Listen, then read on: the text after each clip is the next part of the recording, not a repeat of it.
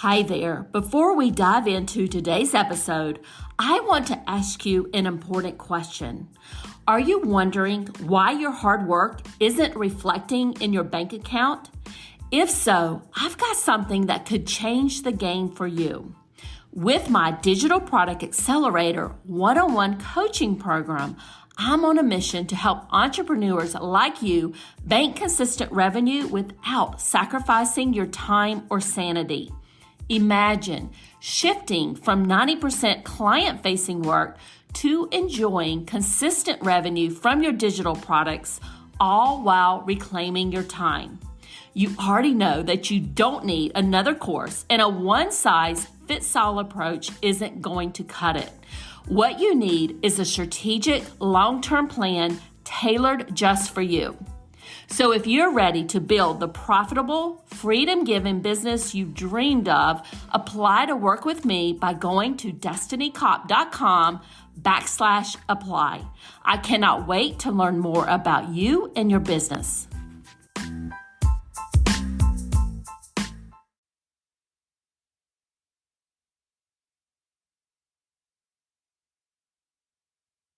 Welcome to the Creators MBA podcast, your go-to resource for mastering the art and science of digital product entrepreneurship. My name is Dr. Destiny Kopp, and I help business owners generate consistent revenue from their digital product business without the need to be glued to their desks, constantly live launching, or worrying about the social media algorithms. I hope you enjoy our episode today.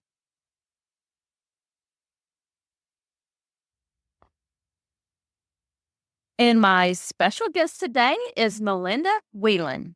Melynda is a productivity tech and systems strategist who helps female entrepreneurs streamline their businesses and reclaim their time. And Melynda, this is one of my favorite topics. I love digging into all things related to productivity and all that good stuff. Melynda, before we get into all the questions I have for you, can you tell the audience just a little bit more about you and how you help people? Okay, yes. As you said, I am a productivity tech and systems strategist. So I help people find more time in their business and their life and streamline their workflows and their businesses behind the scenes, so that their work can be easier and more simplified and they can get more done and not be as overwhelmed. So, Melynda, when I was preparing for this interview, I went deep into like your website and your YouTube channel and all of that. And I noticed on one of your YouTube videos, you told us that entrepreneurs like me, kind of these solo entrepreneurs who may even have just a little small teams, but mostly we're doing it all by ourselves, that we are wasting around 21.5 hours per week. And I was thinking, oh my goodness, is that me? So walk us through, what do you mean by that? And what are some of the ways that we are wasting time that would total up to almost half, or actually more than half of our work week? Yeah, there is so much that plays into that it's almost hard to calculate. And it could even be more time than that. It obviously could be less, but there's so many things that we do that we don't have awareness of. The main thing being context switching, or what I call bouncing, is a really big contributor to time waste. So if you are focusing on something and then you check your phone, or if you're focusing on some social media and you go to Facebook, for example, to post something, but then you go down the rabbit hole. Every time you do something that isn't what you're focusing on, it can take up to 20 minutes to refocus to get back to what you're doing. So not only is it that time that you're taking to get back into what you're doing it multiple times a day. And so that adds up. So even if it's not 20 minutes that takes you, to get back into focus, even if it's 10, 5, that adds up over each day. And then there's also things like distractions that come up, people coming in, dogs barking, having to restart things. So there's a lot of different things that play into having your time being taken away or sucked away without you even noticing it. So what I heard you say was social media is one. So we go to post something on social media, maybe on Facebook or Instagram, and then we start scrolling and kind of get sucked into all of that. What about email? Is that another kind of time suck? Or what would Oh yeah, there? there's so many time sucks, creating content, doing blog posts, if you're creating a video, doing email, checking email multiple times a day. Sometimes you have to. Sometimes you need to check it for whatever reason you have going on with how your workflow is. But if you're checking it as a way to procrastinate, or you constantly have that, oh, I'm waiting on that email, I'm waiting on that email, that's taking you away from what you could be focusing on. And so setting with email as an example, setting times during the day to check your email. So checking it at first thing in the morning so you don't miss anything, checking it in the middle of the day, and then checking it toward the end, but before, so you still have time to work on stuff. Having more of a systematic way of checking it is going to help you, because if you're constantly going back to it, that's causing distraction. Okay, so I have a productivity expert in front of me. I'm thinking about like my workday, right? And everything that I wanted to get done today. So I use the Google Tasks app, if you would. And I kind of put, everything in there. And I estimate, how long I think something's going to take. In a lot of times it takes a lot longer than I anticipate. But like one of the tasks that I had for myself today, I did a workshop in one of my memberships. So I had to like do the slides and get prepared for that. And a couple other things that I had to process it and load it into the membership, send out the emails to the members, reminding them of the workshop, letting them know when it had been processed. Then I recorded another podcast interview. So those are the kind of things that I had on my task list. When we have, all of that stuff, tasks, whatever, that we need to get done in a day, what would you recommend, or what is the most efficient way to kind of go through those tasks and kind of knock them off of our to-do list? Okay, so there's two things. There's the one thing, which is what you're asking, the direct on the day, how do you get those things done? And I would like to add a first thing, and that would be to plan beforehand. So like you said, you think you know how long it takes, but then it usually takes longer. So starting back on Sunday or Monday or whenever you mentally get into your next week is when you start thinking about that day of workshop or that day of recording or that day of being with clients, so that you can kind of reverse engineer your time. Because say, for example, all of the stuff that you needed to do for your workshop, it was going to take probably the exact amount of time that you had. And knowing that it might probably take longer, looking at it at the beginning of the week is going to help you maybe do it some the night before. Maybe you work on it for 30 minutes while you're watching TV, or maybe you put another little bit of time sometime before that. So the component of actually looking ahead and being more active rather than reactive is going to help with that.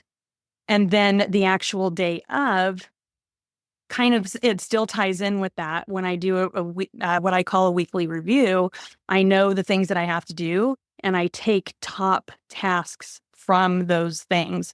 And so your overall week is going to have your main tasks, and then your day, you have those 2 or 3 really big ones, and putting the little tiny things in order that you need to do and actually visually looking at the time that you have is going to help you. So even if you have whatever calendar you use, whether it's writing or digital, if you use Google Calendar, and literally putting each task in there is going to visually allow you to see if it's going to fit. So those would be a couple of things that I would say. I love that. And I love kind of scheduling the task and the activity on the calendar. I somewhat do that, but not the very specific ones. I kind of just block it off and say, here's the block of time, if you would, that I'm going to be there. So I love that. brings me, to my next question, because I'm sure you have some favorites here. So can you give a sneak peek into some of the systems or tools that you recommend for productivity, efficiency, really anything that we as female online business owners could use to be, to not be wasting those 21 hours plus a week? Yeah. Yeah. So I have one that's my favorite. I'll get into that in a second. But the four main things that I would say without saying any specific names or any specific platforms would be to have a project management tool. So that would be something that would actually take care of, organize all of your things, such as tasks, projects, links, all of that kind of back end stuff. Having a cloud system to put documents, all of your assets on, having something to design with, so something like Canva, and then having your actual working tools, so email responders, scheduling. So those are the four categories of things that you will, I don't even want to say should, that you will use or will need as an online business owner. And then, so to just have that as a, broken down into four simplifies it. And then simplifying it even more, making it to where there's one for each thing. So one project management tool. And I use Notion. I've gone through Trello, Asana, and Notion. And right now I use Notion and it's amazing. And I'll tell you a tip that actually goes into what we were talking about a minute ago with that. I use Notion, Google Drive, Canva, and FG Funnels. And so minimizing the amount of working tools that you have, streamlining that down as much as possible is going to save you time, because if you've got, Acuity and Squarespace and Dubsado and all of these programs you're using, you're context switching, you're going back and forth, you're trying to remember what's where. And then you also have to use other tools like Zapier to integrate things sometimes. And so having it narrowed down to trying to get one per category is going to make it really streamlined and save you time with that. And going back to that tip, when I use Notion, it's the first tool that I've used, and it does not mean that it's the only one, because I'm sure that there's many, but it's the first tool that I have found where you can integrate your Google Calendar and you can integrate your task list directly onto your calendar, and it syncs it either place. So you can look at your Google Calendar and actually see your tasks lined up into your calendar rather than having to type them in, or just use a simple, task list and having it go on there. So that's my favorite part about Notion, is the task syncing with the calendar. Okay. So it does your project management plus kind of all the tasks and the calendar, and it does it all at once. Yes. Yeah. Yeah. Mm-hmm. And project management, it can hold all of your offers and services, projects you're working on, tasks, client work, volunteer work, content, all of that kind of stuff can go in an all-in-one project management system like that. So that's interesting. I'm familiar with Notion. I've used it a little bit here and there, but not to the extent that you are, describing there for sure.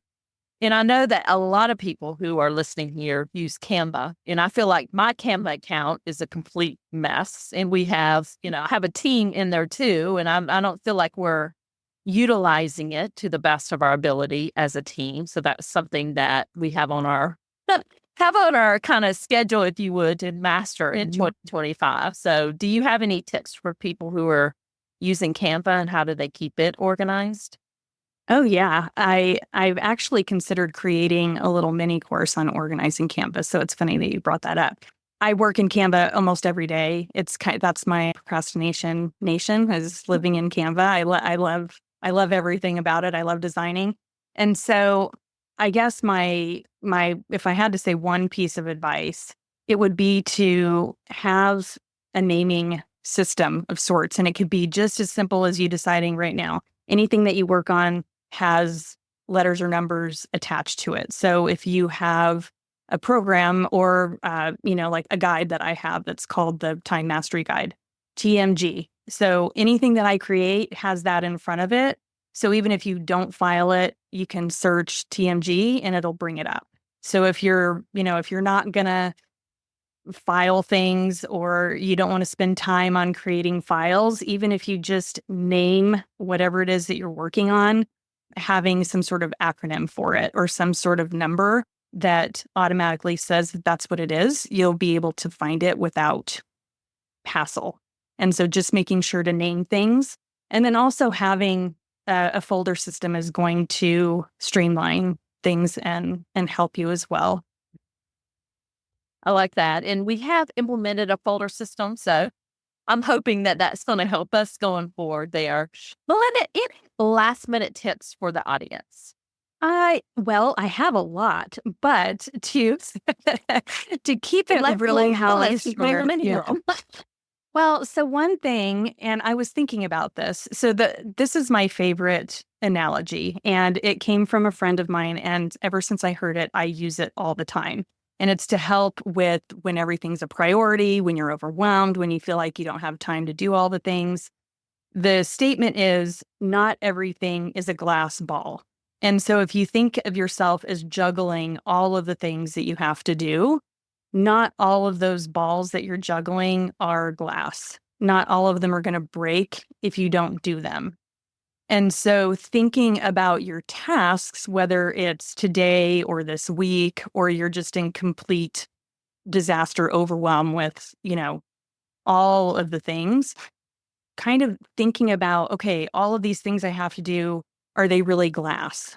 And, for you today, it was that workshop. That workshop was your glass ball. And, maybe you have some links that you need to fix on a landing page because you know that people are going to go to it after that workshop.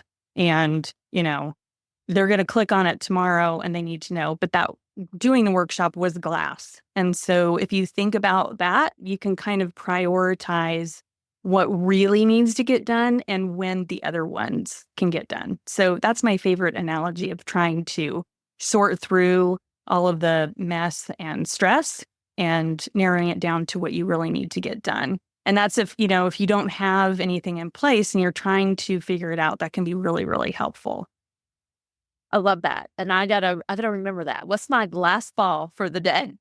Yeah. Because if you think about it, if you drop a plastic ball, it's not going to break, right? Like your Christmas ornaments or your holiday tree ornaments. If you you drop the non-breakable ones, they don't crash. But if you drop the fancy ones that were given from your mother and they crash, then you don't want that to happen. So that's the important one.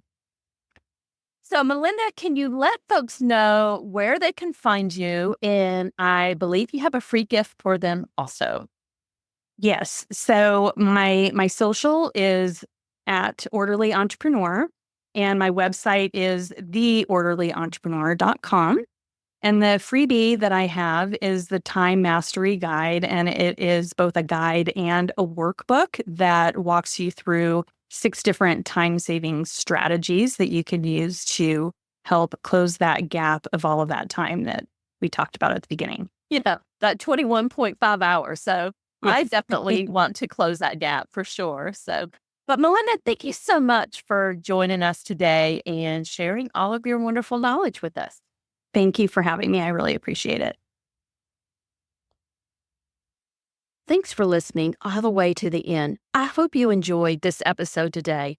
If you loved the show, I'd appreciate a review on Apple Podcasts or your favorite podcast platform. Have a great rest of your day, and bye for now.